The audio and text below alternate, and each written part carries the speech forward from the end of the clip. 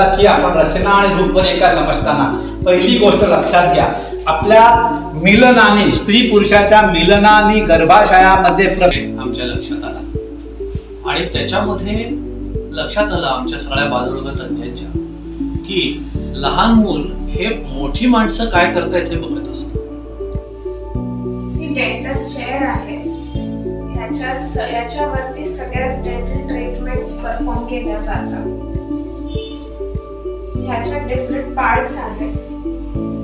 हा जो आहे हा सिटिंग पोर्शन आहे, जी आहे ही ट्रे आहे. जातो की प्रत्येक नर्सिंग होम मध्ये, लेबर रूम मध्ये काय काय गोष्टी असणं आवश्यक आहे, काय काय ट्रेज असणं आवश्यक आहे, तर त्याची मी तुम्हाला थोडक्यात माहिती देणार आहे. तर जे नेसेसरी ट्रेज आहे लेबर रूम मध्ये असावे याचा इथे 4 आहे की सामान्य दवाखान्यातील जी सामग्री असते ती त्याची पूर्वतयारी कशी करायची, किंवा जे आता स्वयंसेवक आहेत किंवा जे नर्सिंगला ऍडमिशन घेऊ इच्छितात त्यांच्यासाठी हे महत्वाचं आहे.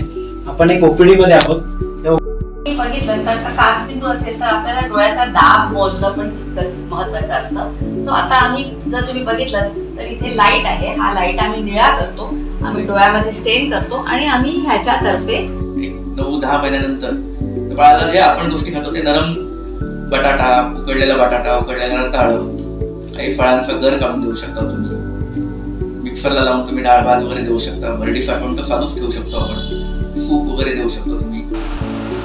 नमस्कार. आता आपण तोंडावर करून घेणार आहोत जे कान घशासाठी वेगवेगळ्या शस्त्रक्रिया असतात त्यांच्यासाठी लागणाऱ्या साहित्याची.